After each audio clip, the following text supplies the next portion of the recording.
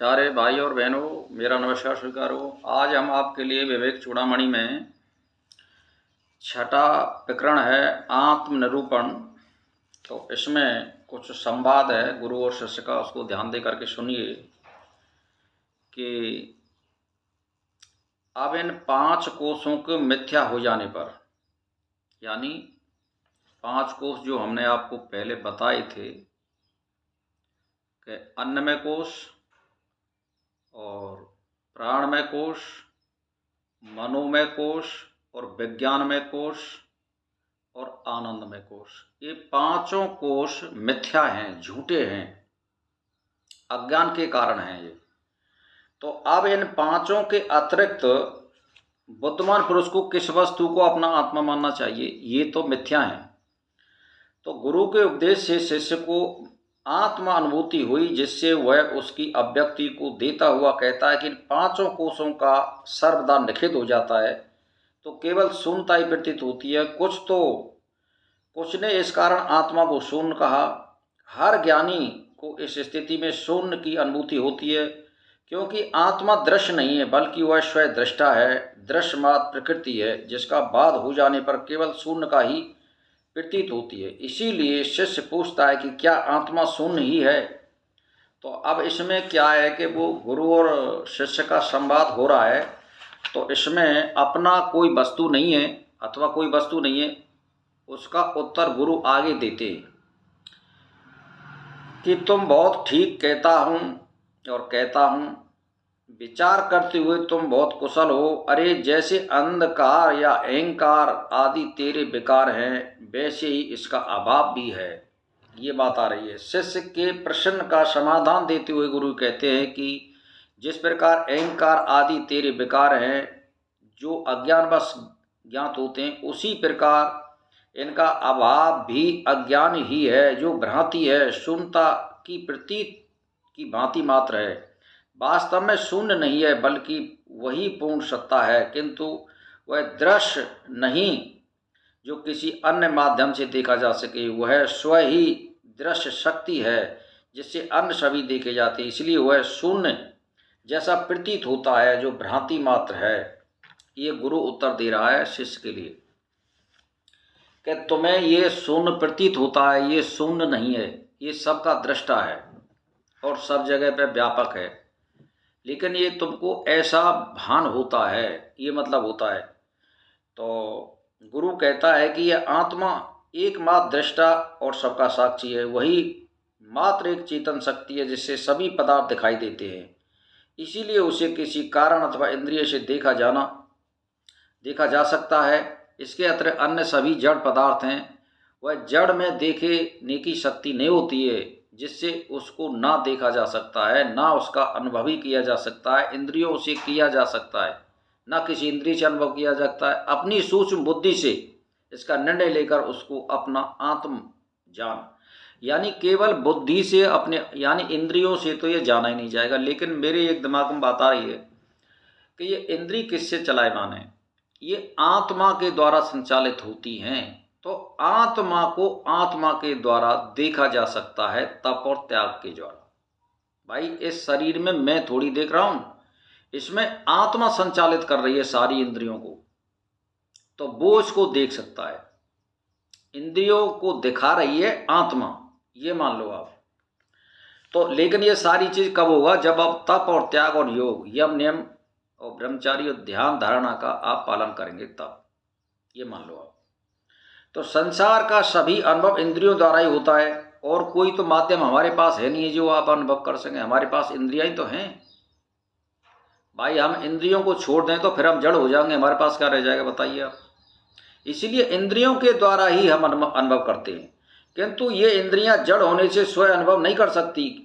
ये स्वयं तो यूँ नहीं कर सकती कि मतलब आत्मा कराती है इनको अनुभव, खुद में इनमें कोई शक्ति थोड़ी होती है। ये तो जैसे लाउड स्पीकर होता है, उसी तरह से हिसाब है। जैसे लाउड स्पीकर में हमारी आवाज़ को वो 8 गुनी 4 गुनी कर देगा। बस ये एक माध्यम है, इसमें सारे खेल आत्मा ही करती है। तो वह स्वयं चेतन आत्मा ही है, इसलिए आत्मा का अनुभव किसी इंद्रिय, मन, बुद्धि आदि के द्वारा नहीं किया जा सकता। एकमात्र आत्मा ही सबका दृष्टा साक्षी है, उसी के द्वारा सभी का अनुभव किया जाता है। अन्य किसी उपकरण से उसका अनुभव किया जा सके तो उसे सबका साक्षी कैसे माना जाएगा? ये भी बात सही है भाई। आत्मा सबका साक्षी है, उसका साक्षी यानी देखने वाला कोई नहीं, लेकिन आत्मा हमारी इंद्रियों के द्वारा हमारा अनुभव कराती है हमारे लिए, ये मतलब होता है। स्वयं अंतरात्मा ही एकमात्र चेतन है जो सबका सृष्टा, दृष्टा, साक्षी मात्र है। दूसरा कोई ऐसा चेतन तत्व ही नहीं है जिसे इसे दिखा सके। अन्य सभी प्रकृति हैं जो जड़ है, जिसमें देखने की शक्ति नहीं है, इसीलिए इसे कोई दूसरा नहीं देख सकता। वह स्व ही अपना स्वयं अनुभव करता है। इसीलिए भाई और बहनों एक बात ध्यान दे लो आप, आत्मा ही स्वयं का स्वरूप है, सभी प्रकृति के विकार मात्र हैं। आत्मा चेतन और आनंद स्वरूप है जो अंतःकरण में स्थित है। स्वयं दृष्टा है जो अहंकार से लेकर प्रकृति के सभी विकारों का साक्षी है, जो स्व ही प्रकाशित है, इसी को मैं कहा जाता है। इसीलिए शिष्य इसी को तू अपना स्वरूप समझ, यही तत्वबोध गुरु ही शिष्य को तत्वमसी कहकर कराता है कि ब्रह्म है। तत्वमसी का मतलब है ब्रह्म है।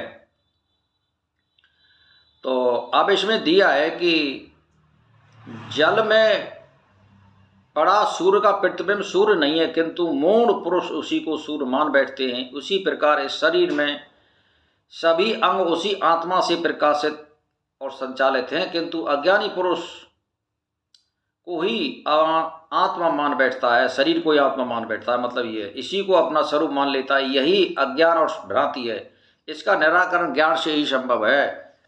इसीलिए भाई और बहनों मैं तो एक ही बात कहना चाहता हूँ कि ज्ञान से बड़ी कोई चीज़ नहीं है। अगर ज्ञान नहीं है तो आपको कुछ भी नहीं हो सकता है। आप तप, त्याग, योग, नंगी तलवारों पे नाचो या लंबी लंबी माला जपो, पूजा करो, कुछ भी करो, लेकिन नहीं मिलेगा जब तक ज्ञान नहीं है। ज्ञान से ही बड़े बड़े आविष्कार होते हैं और ज्ञान से ही मुक्ति संभव है, ये मतलब होता है। तो जिस प्रकार घड़े, जल और उसके प्रतिबिंब से सूर्य भिन्न है जो इन सब को प्रकाशित कर रहा है, इसी प्रकार शरीर, बुद्धि और चिदाभास से भिन्न वह आत्मा है जो बुद्धि रूप गुहा में स्थित रहकर इन सब को प्रकाशित कर रहा है।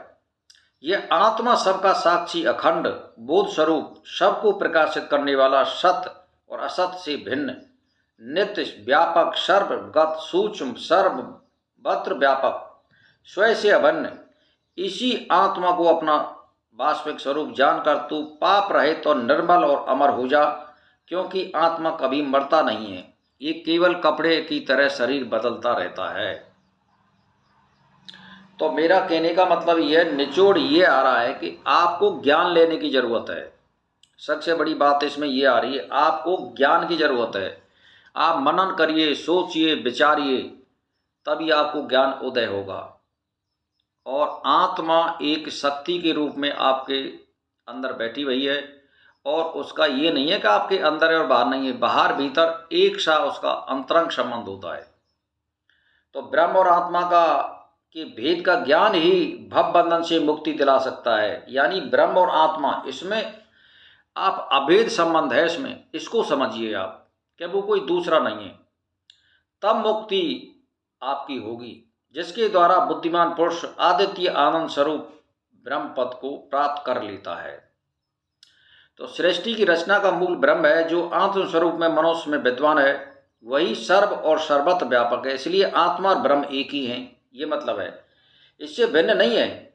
यह अभेद ज्ञानी संसार के बंधन और मुक्ति का एक कारण है। इसे जानकर मनुष्य स्वयं ब्रह्ममय हो जाता है, उसकी अन्य समस्त भ्रांतियां मिट जाती हैं। यही मोक्ष है, लास्ट एंड फाइनल, ये मतलब होता है। तो भाई और बहनों, आज के हम जो विषय है हमारा आत्मनिरूपण, आत्मा का निरीक्षण, इसको यहीं पर हम समाप्त करते हैं और नमस्कार।